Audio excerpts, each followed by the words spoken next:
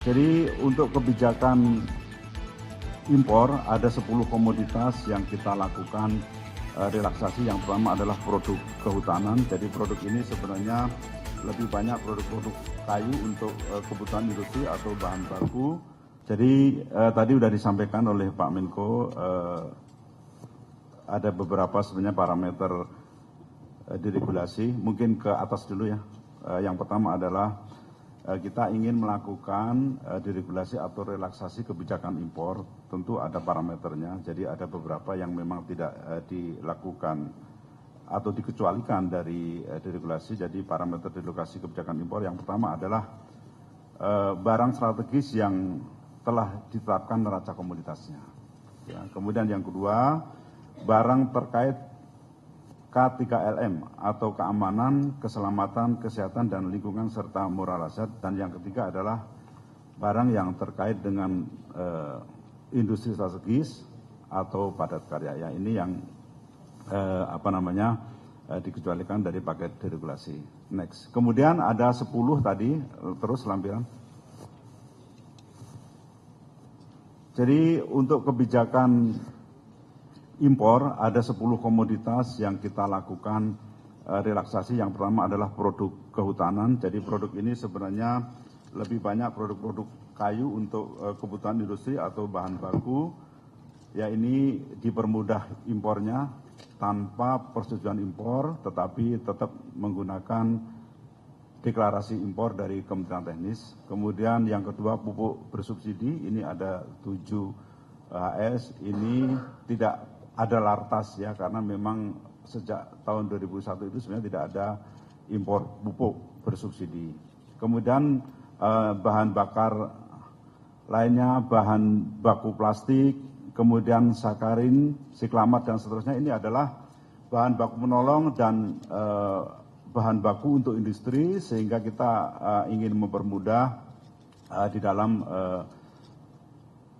urusan impornya atau relaksasi impornya. Kemudian yang berikutnya adalah putre. Ini adalah produk untuk penunjang program makan bergizi. Jadi kita berikan kemudahan untuk memperlancar program pemerintah. Kemudian yang kedua adalah alas kaki. Ini sebenarnya hanya ada 6 HS dan ini hanya untuk sepatu sport.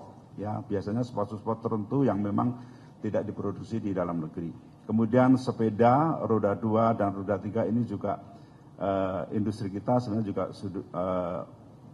cukup bagus di dalam negerinya, bahkan kecenderungan ekspor kita untuk sepeda itu terus meningkat. Next. Nah, kemudian di dalam relaksasi ini ada satu yang kita berikan pengaturan baru ya, yaitu khusus untuk pakaian jadi. Jadi saya ingin menjelaskan terkait dengan industri tekstil, produk tekstil, dan pakaian jadi. Kalau kita lihat di Permendak sebelumnya, Permendak 8 itu tekstil dan produk tekstil, kemudian tekstil dan produk tekstil multibatik, barang tekstil sudah jadi lainnya, itu selama ini di Permendak 8 itu dikenakan persetujuan impor dan pertimbangan teknis dari KL, ya, dari Kementerian Teknis, dan laporan surveyor. Di Permendak yang baru, yang Permendak yang sekarang ini sama, jadi tetap dikenakan lartas. Jadi ketiga tadi, tekstil produk tekstil, tekstil produk tekstil multibatik, dan barang tekstil sudah jadi lainnya ini tetap dikenakan lartas. Kemudian yang ada penambahan baru yaitu pakaian jadi dan aksesoris pakaian jadi. Kalau selama ini tetap ada PI, persetujuan impor, kemudian ditambah LS, kemudian ada perdijen yang mengatur mengenai pengaturan atau pengendalian impornya, tapi sekarang ada perubahan menjadi PI, kemudian juga ditambah pertimbangan teknis dari Kementerian Teknis dalam hal ini Kementerian Perindustrian, dan juga ada LS. Semua untuk tekstil, produk tekstil, dan pakaian jadi ini pengawasannya di border ya. Kemudian yang kedua, next, ini kami akan masih terkait dengan TPT dan pakaian jadi. Jadi untuk pakaian jadi ini selama ini dikenakan biaya masuk tambahan safeguard atau pengamanan ya untuk pakaian jadi memang sudah berakhir dan sekarang proses perpanjangan. Kemudian untuk benang, tirai, kain, karpet ini adalah produk tekstil yang sekarang juga masih dikenakan biaya masuk pengamanan. Next. Nah, kemudian yang kedua, tadi ada dua hal. Relaksasi kita itu berkait dengan kebijakan impor dan kemudahan berusaha di bidang perdagangan. Untuk kemudahan berusaha di bidang perdagangan, kita akan mencabut atau penerbitan Permendak nomor 25 tahun 2025 tentang tata cara penerbitan surat tanda pendaftaran waralaba oleh pemerintah daerah.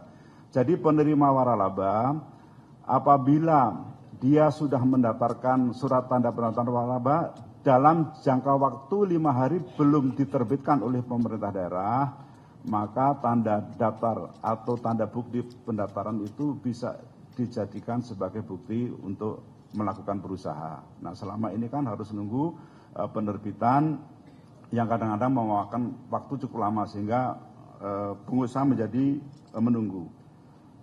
Kemudian kita mencabut ada 4 permendak. Sebenarnya 4 permendak ini sudah tidak berlaku karena ada aturan yang lebih tinggi. Yang pertama misalnya Permendak, kita cabut dengan Permendak 36 tahun 2025 ya. Yang pertama adalah Permendak nomor 36 tahun 2007 tentang penerbitan surat izin usaha di bidang perdagangan. Ya, kemudian ini sebenarnya sudah ada peraturan yang lebih tinggi yaitu PP nomor 28 tahun 2025. Kemudian Permendak 22 tahun 2006 yang diubah dengan Permendak nomor 66 tahun 2019 yaitu tentang ketentuan umum distribusi barang, ini juga sudah diatur melalui PP nomor 29 tahun 2021. Kemudian Permendak nomor 25 tahun 2020 tentang laporan keuangan tahunan perusahaan juga sudah dicabut karena ada PP yang lebih tinggi yang telah berlaku. Kemudian yang terakhir adalah Permendak nomor 4 tahun 2023 tentang pengadaan dan penyaluran pupuk bersubsidi di sektor pertanian. Nah, ini mengenai pupuk kan sekarang sudah terbit peraturan presiden nomor 6 tahun 2025 tentang tata kelola pupuk bersubsidi. Nah, ini Permendak sudah tidak diperlukan lagi sehingga biar tidak terjadi tumpang tindih dan untuk memberikan kepastian kepada pelaku usaha maka keempat Permendak tadi kita cabut dengan Permendak baru yaitu nomor 26 tahun 2025. Next. Saya kira cukup Pak Menko penjelasan dari kami. Saya kira ini kemarin sepakat dengan Pak Menko bahwa inilah paket deregulasi tahap pertama Pak ya. Dan nanti sambil kita evaluasi atau mungkin nanti ada masukan yang baru kita bisa ada namanya paket yang kedua. Terima kasih Pak Menko.